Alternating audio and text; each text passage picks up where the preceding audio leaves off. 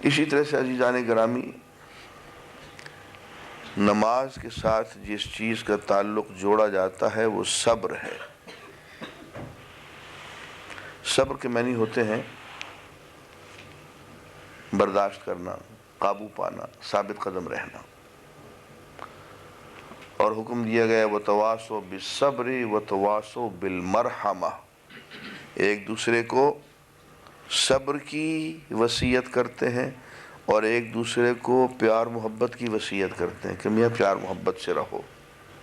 سورہ والعصر میں وَتَوَاصَوْا بِالْحَقِّ وَتَوَاصَوْا بِالصَّبْرِ، ایک دوسرے کو حق کی وصیت کرتے ہیں، دین کی تبلیغ کرتے ہیں، امر بالمعروف و نہی عن المنکر کرتے ہیں، اور یہ کام کرتے ہوئے جب تکلیف پہنچ جاتی ہے، کچھ قربانی دینی پڑ جاتی ہے، پھر ایک دوسرے کو صبر کی وصیت کرتے ہیں۔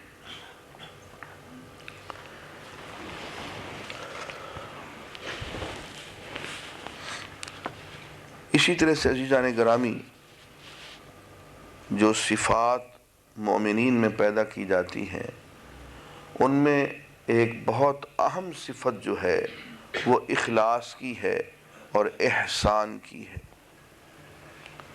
اخلاص کیا ہے؟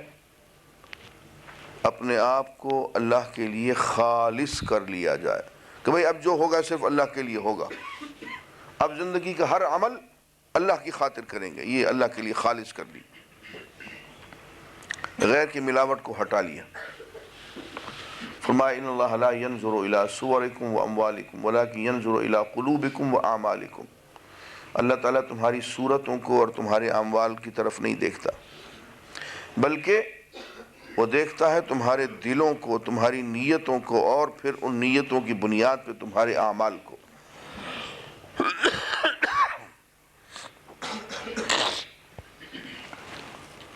اور عمل تو ہو لیکن نیت اللہ کی رضا نہ ہو، کچھ اور ہو، اس کو ریا کہتے ہیں، دکھاوا۔ حضور اکرم صلی اللہ علیہ وسلم نے ارشاد فرمایا ان اخوف ما اخاف علیکم الشرک الاصغر، وہ چیز جس کے بارے میں سب سے زیادہ ڈر رہا ہوں کہ تم اس میں مبتلا ہو جاؤ گے، وہ شرک اصغر ہے، چھوٹے درجے کا شرک۔ قالوا یا رسول اللہ، یا رسول اللہ وما الشرک الاصغر، یہ شرک اصغر کیا ہوتا ہے؟ قال الریا، یہ ریاکاری جو ہے یہ شرک اصغر ہے، کہ جو کام اللہ کے لیے کرنا تھا وہ تم نے اللہ کے لیے نہیں غیر کے لیے کرنا شروع کر دیا۔ نماز اللہ کے لیے پڑھنی تھی، وہ اللہ کے لیے پڑھنے کی بجائے تم نے مخلوق کے لیے پڑھنا شروع کر دی، یہ شرک اصغر ہو گیا۔ اسی طرح احسان ہے، یہ اخلاص کا ایک درجہ ہے۔ ان تعبد اللہ کأنک تراہ وإن لم تکن تراہ فإنہ یراک، احسان یہ ہے کہ تم اللہ کی یوں عبادت کرو گویا کہ تم اللہ کو خود دیکھ رہے ہو، اور اگر نہیں دیکھ رہے ہو تو اتنی بات تو پکی ہے کہ وہ تمہیں دیکھ رہا ہے، حاضری اور حضوری تو ہر حال میں موجود ہے۔ اور یہ اخلاص اور احسان جو ہے انسان کے دل میں ایک وسعت پیدا کر دیتا ہے، اور انسان میں ایک مزاج ایسا بن جاتا ہے کہ وہ دوسروں کے ساتھ بھی پیار سے پیش آتا ہے، حتیٰ کہ دوسروں کے بتوں کو بھی برا نہیں کہتا،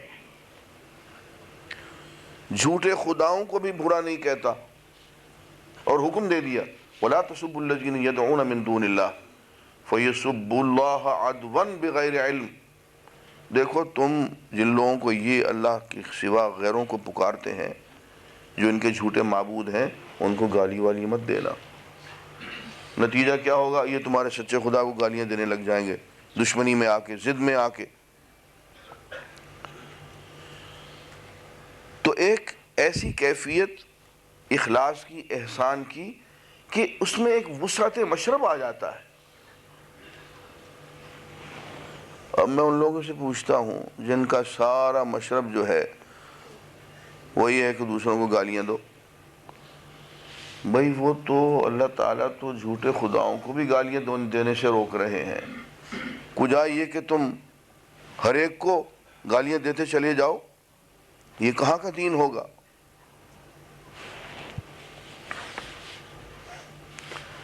اسی طرح سے مزاج کے اندر حلم، عفو، درگزر، والکاظمین الغیظ والعافین عن الناس واللہ یحب المحسنین، یہ احسان کی کیفیت کہ اپنے غصے کو پی جانے والے، والعافین عن الناس، اور لوگوں کو معاف کر دینے والے، واللہ یحب المحسنین، اللہ تعالیٰ احسان کرنے والوں سے پیار کرتا ہے۔ گلستان میں شیخ سعدی ایک حکایت بیان کرتے ہیں کہ بادشاہ نے ایک شخص کو سزائے موت دے دی۔ جب اس شخص کو سزائے موت ہو گئی، اس نے کہا اب اس سے زیادہ اور کیا کرے گا بادشاہ، اس نے بادشاہ کو گالیاں دینی شروع کر دی۔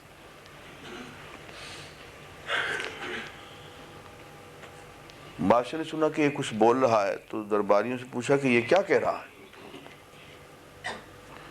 تو ایک درباری اٹھا اور اس نے کہا کہ حضرت یہ کہہ رہا ہے والکاظمین الغیظ والعافین عن الناس واللہ یحب المحسنین، کہ اللہ والے ایسے ہوتے ہیں جو غصے کو پی جاتے ہیں اور لوگوں کو معاف کر دیتے ہیں، اللہ احسان کرنے والوں سے محبت رکھتا ہے۔ تو بادشاہ کا دل پسیج گیا، اس پر رقت طاری ہو گئی، اس نے کہا جاؤ میں نے تمہیں معاف کر دیا۔ ایک اور درباری اٹھا، اس نے کہا بادشاہ سلامت، بات یوں نہیں تھی، وہ بدبخت تو آپ کو گالیاں دے رہا تھا اور اس درباری نے جھوٹ بول کے اس کی گالیوں کے بجائے یہ بتایا کہ وہ یہ قرآن کی آیت پڑھ رہا تھا۔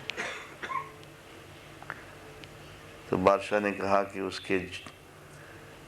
تمہارے سچ سے اس کا جھوٹ جو ہے وہ اللہ کو زیادہ پیارا ہے۔